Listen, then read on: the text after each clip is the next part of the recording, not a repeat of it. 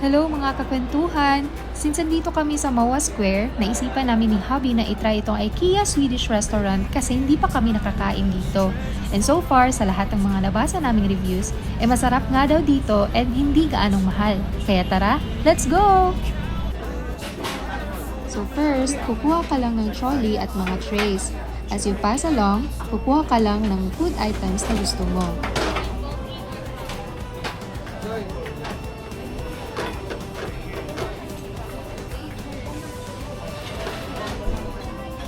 Isa.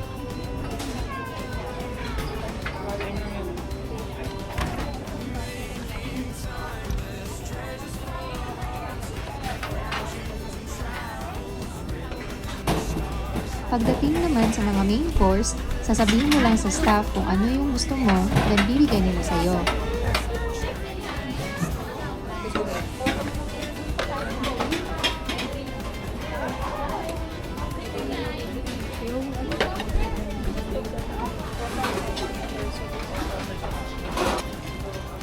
After, bayad ka lang sa cashier and hanap ka na ng table mo.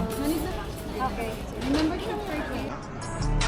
Must have talaga itong meatballs nila and sausage platter.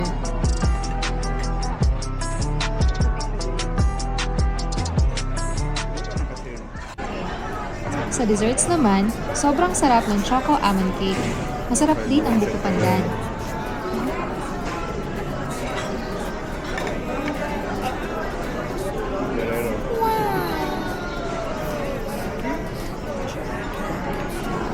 Overall, highly recommended.